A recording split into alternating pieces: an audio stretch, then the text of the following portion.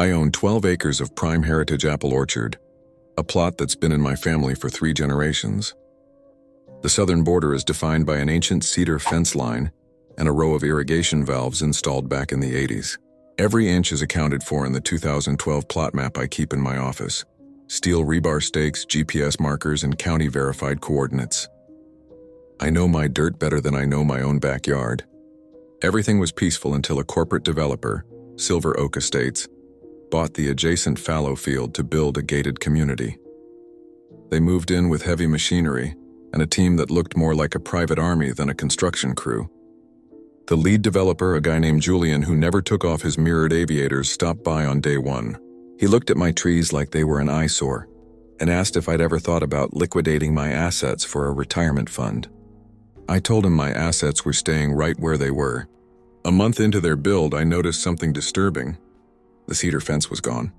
In its place was a sleek black aluminum security fence, but it wasn't where the cedar used to be.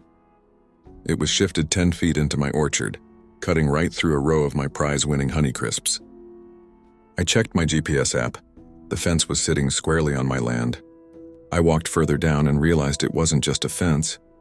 They had poured a massive slab of stamped concrete for a resident clubhouse and lounge area.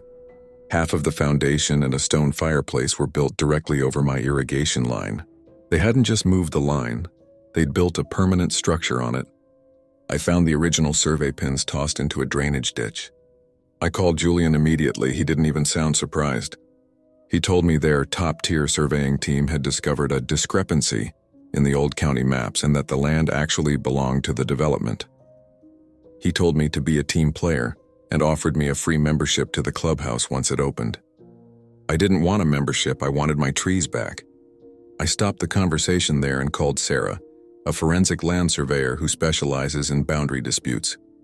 She spent 2 days out there with high-precision equipment and the original 1950s deed. She found the original iron pipes buried deep in the soil, exactly where I said they were. The developer had shifted the boundary by exactly 10 feet and 4 inches.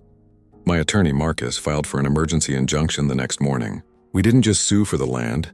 We sued for the destruction of protected agricultural property and survey tampering, which is a felony in this district.